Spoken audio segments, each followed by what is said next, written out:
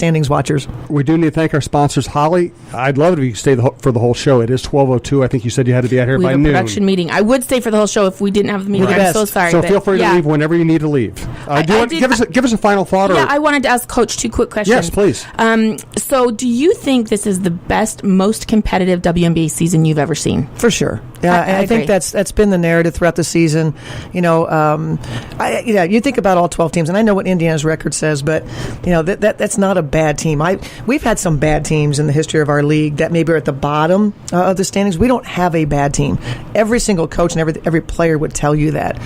The influx of talent into our league, this young talent, this group that's down there with Candace Dupree in Indiana, the Kelsey Mitchell and Victoria Vivians, and Pokey knows that she's growing that thing. And but yeah, all the way. I mean, I know Seattle sits at the top, but the separation of talent for each team is like just Las Vegas is a good example of they're this young, example. Asia Wilson, and they're like in 8th or 9th place right now, and they're playing great. They're playing great and beating teams. So and they could be in the playoffs. Yeah, my second question was, and this is something we can't control because it's a FIBA World Championship year, so the schedule has to be what it is. But I wondered how the compressed schedule affects teams that have veterans. Because just the back-to-back nights and the getting up for games. It's hard. We don't, it's one of those things. It's not an excuse. It's reality. We've been talking about the age of our team for at least 5 years now. We've been calling them old for a while, but I like the suggestion of they're not old. They're veterans. They're veterans. Okay, I'm trying to get the veterans down. We're very seasoned veterans. Yes. It is harder. There's no doubt about it. The grind, the physical grind of our league, the travel, the commercial travel, and like you said, the back-to-backs. We're coming out of All-Star break, starting with a back-to-back at LA, at Seattle. And that's the most brutal, important for standings and tiebreakers. And so we're doing that game August 2nd in LA on ESPN2, so be sure and watch that. But so there you go. So that is going to affect the competitive balance, and that's where I think it's tough. Well, I think the cool thing, though, not cool thing, but I think the important thing to note is that all the teams have their moments. It's not just the Minnesota Lynx, and that's, obviously I remind our team that everybody has their stretch.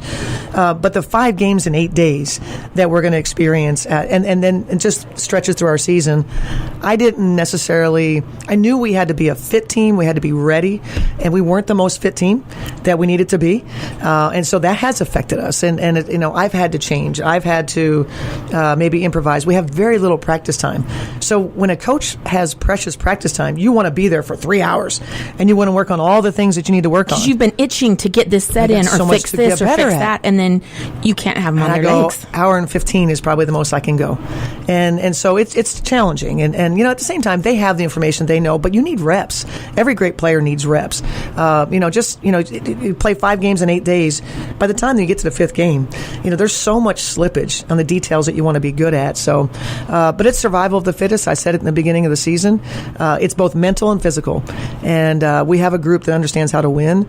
But there is no question that positioning yourself for the playoffs is absolutely the best path to defending a title, and we'll see what we can do. All right. Well, I can't wait. So August 2nd, I'll see you out there in LA August 2nd. That sounds great. I know you'll do great. I'm looking forward to do my best. See you do your thing here at the All-Star game. I'm so excited. Thank you so much, Holly. Appreciate it. Thank you for having me. I've been lobbying to get on the show. Is that awkward? You can come on as often as you like. I was so thrilled. I was nervous to ask him, what if Holly says no? She doesn't want to be on my podcast. I will never say no to you. You know that. It's tough being a member of the media. You have to ask people for interviews, and they might not say yes. I know. It's tough. It can be crushing. Yeah. Soul crushing. But that's why we're here. We love it. Absolutely. Thank you, Holly. Thanks again, Holly. Everybody, you can follow Holly at Sports Siren on Twitter, and of course, you'll see her on TV from all over the country all the time, including WNBA games. Thank you so much, dear. Great to see you. Let's thank Freehouse real quickly. 701 North Washington Avenue. You've been there. Great outdoor patio, great bar area, spacious restaurant. We packed the place last show. Our next live show at the Freehouse is August 15th at 6 p.m. Get there early. Even there were members of Cheryl's family who couldn't get close to our little stage. So get there early, make reservations, get there, and if you get there early, you get to enjoy happy hour. It's a great place. Of course, Cheryl has favorite favorites on the menu. I love the shrimp tacos. They make their own beer right there in-house. They make a bunch of beers you'd expect, a bunch of beers you might not expect. Varied menu. The menu does change, and it's just a great place to be in the summer. Well, I was asked, from some of the folks that were going to be visiting town here in Minneapolis for the All-Star game, do I have any suggestions? And of course I said, the Freehouse is where you want to be. Absolutely. Like you said, tremendous environment. Always recommend, like you said, the shrimp tacos or the caramelized type pork that I finally had a chance to dive into was absolutely amazing and just a great place. And we so appreciate their support. We only have you for about another 23 minutes because you have other things to do. So let's do something we usually don't do, and let's tell you about a couple of sponsors back to back. Shelley being the sports queen, we've brought the books to Freehouse. If anybody's looking over this direction, you can see them here. Written by Shelley Boyen-Breen. I know she's a friend of yours. And now I'm finding out that she and I have a lot of mutual friends. And I'm going to let you talk about the books. I just want to tell everybody, as Shelley says, girls' participation in sports and fitness is exploding. The toys they play with, the books they read are not representative of this movement. In the U.S., less than 1% of children's picture books published annually have a female character who is physically active. Shelley being the Sports Queen books series is changing that one book at a time. Follow along in each. I hit the wrong button here. Following in each book is Shelley being the Sports Queen learns a new sport. It's not easy for her, but she never gives up. And to reward herself at the end of each story, she makes a new sports charm for her crown. Proud of what she's accomplished, then you use the tips at the end of each book to learn how to shoot a basketball or to ice skate yourself. You meet her best friend Maya, good name for a sports book, and her buddies Parisa and Mason. Don't forget Shelley Bean's trusty little dog Spike. He's always up to something. To purchase your copies or join the fan club, go to ShelleyBeanTheSportsQueen.com and feel free to come in and join us. Shelley Boyen-Breen just passed through it right on time. That's exact, just beautiful timing. We were just talking about your book. How great is that? Yeah. And so that's a striking number. Less than 1% of books that you find have representation of girls being active. That is a crazy number. And not only being active, physically active, but they're not the lead character. Yeah. They're not on the cover of the book. So what are the kids seeing, right? Absolutely. Lots of boys, which is great. And it's one of the reasons why I wasn't involved in reading when I was younger.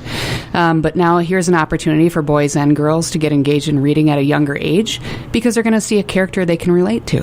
And I love your story, Shelley. So I tried to tell a little bit of it last time when we were at the Freehouse for our live show. But since we have you here in person, let's hear more about where this came from. Why did you want to do this? I've always loved playing sports. And at the time that I started writing the series, I was working for the Minnesota Lynx, which was a really exciting time. But I knew that millions of girls were playing sports now. And I came across a Scholastic book order form. And as I was paging through, I thought, millions of girls are playing sports. I wonder what books are out there representing that. And as I paged through, all I could find was horseback riding and cheerleading. And I thought, somebody needs to do something about this. And so I waited a few years for somebody to do something about it. And then I decided it was time for me to do that. So I did a Kickstarter campaign and, started my own publishing company. And now I'm 5 books in, and I travel the country speaking to elementary school students about perseverance, what it means to be a role model, to get back up and try again. Shelley Bean isn't good at sports when she first tries, so she falls down a lot. And reminds you when you were a kid, right? Right? I was good. Reminds me when I was a kid. Good every time I tried. No. Yeah, I mean, essentially, it was my story. I consider myself an accidental author. I have no business writing children's books, frankly, but I'm on a mission, and I want boys and girls. I know you've talked about Oliver, seeing these strong females, and we need those role models for both girls and boys. I want Shelley Bean to do that. Absolutely. Well, you did far better than I could ever do in talking about your books, and I just think it's so important, representation. And, Holly Rowe was just here, and we were talking about, how do you make it better for women's sports when it pertains to ESPN and getting more coverage. And we talked about the commitment that it takes because it costs money to bring the trucks here and put on the show. And so you need advertisers. You need people to support it. Well, it's the same thing with what you're doing. In order for you to continue to provide us these great books, you need support. You need people to buy the books. I assume you could use some corporate backing as well. And so, people that, I think a lot of it is education. People don't realize these things. You became passionate about it and you educated yourself about it. And so now, it's kind of like the pay it forward education piece that you go, really? There's less than 1%? Right. We need more of this, and we need to buy Shelley Bean the the Sports Queen books and have it, in our bookstores, in our libraries, in our daycares. We need it everywhere. And, because I'm self-published, they're not in the big box stores. And so you can get them on ShellyBeingTheSportsQueen.com. You can buy them on Amazon. We've translated the first 4 books to Spanish, but we're looking for a sponsor to get those to print. They're so nicely produced. I assume they were big bucks. Well, thank you. They're really good looking. Well, it's just like sports. It takes a team. That's exactly right. So I find an illustrator, find an editor, find backers who supported the Kickstarter campaign, people like you who are helping make it happen. I remember when you started this thing, and I heard about the idea, and I thought, how fun would that be? Mm-hmm. I'm sure working for the Minnesota Lynx was your dream job.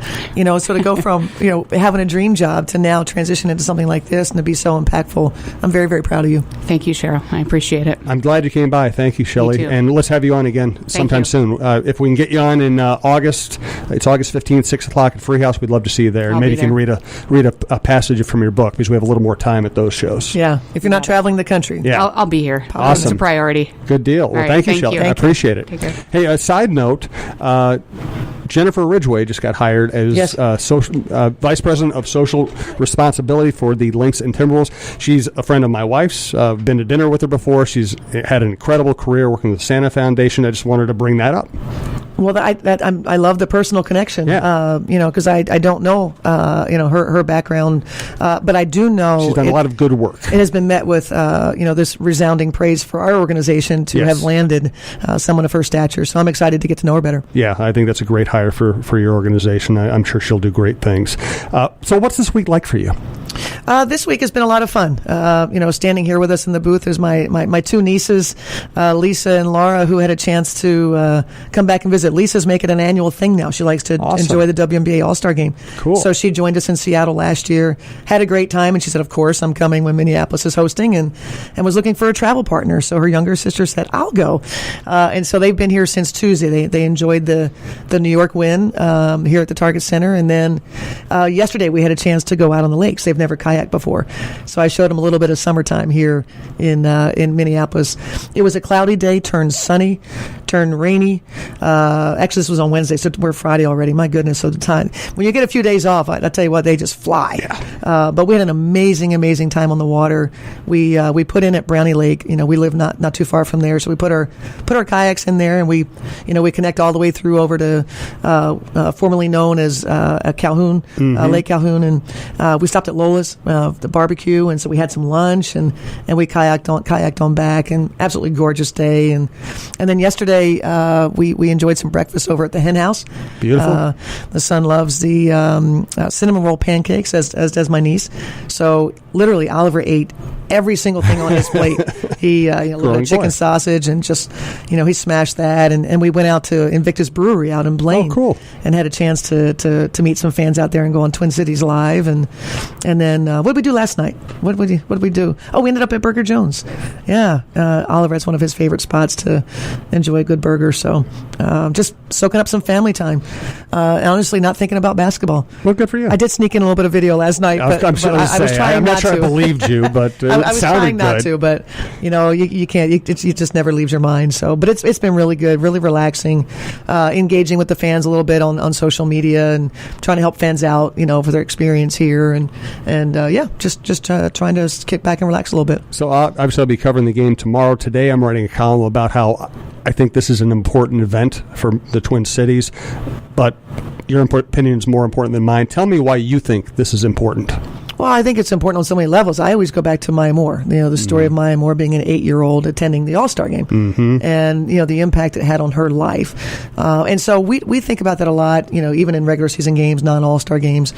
We just think about when you get eyes on, women playing professional sports, what it means to young girls, that whether they're wanting to be a player, when they get their eyes on a coach, Claire as a general manager, or sales team working, you see that there's a path in sports.